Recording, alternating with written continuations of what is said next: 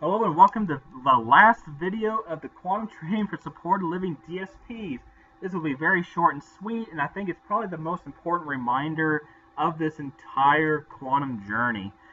Basically, it just says this: Rob can only pay you by the information that you put in your staff grid, which remember is the top half of a map, and Rob can only bill Medicaid by the data you input in the client grid, which again is the bottom half. I have a little subnote that says we can't bill Medicaid for clients with no staff for that time, nor can we pay staff without proper ties to clients or proper use of the staff codes. So this is pretty much taking everything that we've learned in the previous 9 videos and summarizing it all right here. And it's just like with the paper timesheet. So if your shift starts at 10 a.m., but you accidentally write down 11 a.m., that's pretty much the exact same equivalent of you not just putting in the information in quantum for that hour. So again, just like with a paper timesheet, you're paid by what is entered in, and by the same token, we can bill what the client information is saying.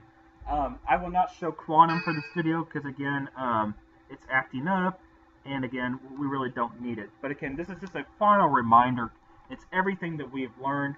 And again, just putting everything together to make sure that not only are we paying you correctly, but is Rock receiving the full amount of money that we have provided services for.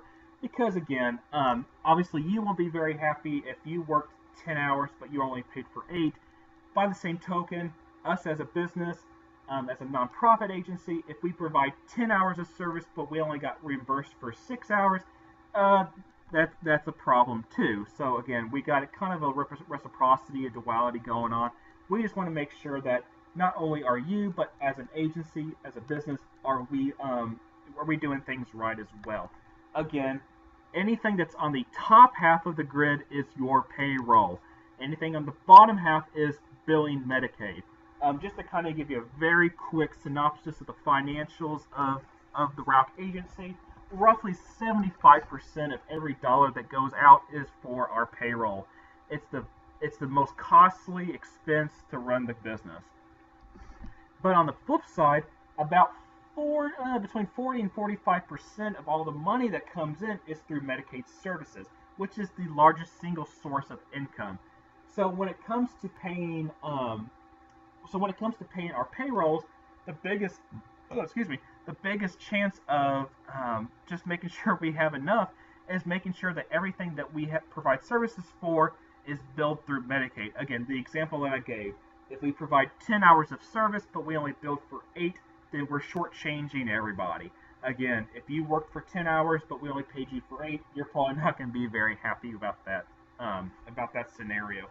So again, just making sure that you're, as staff, that you're doing your due diligence by making sure that you're putting in your information in correctly, so that again, not only can we pay you, but the money that we are able to bill comes into us, in which we can remit back to you correctly.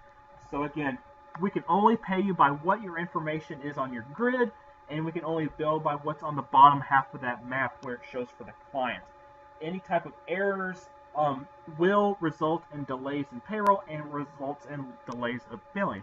I think in one of the prior videos we saw a situation where we took a vacation day and the vacation day was added on the client grid and it did not show up on the staff grid, which again goes against commandment number 2, I believe, where a staff code was entered on a client grid. So let's say you took 8 hours of vacation, you entered that 8 hours of vacation on a client grid.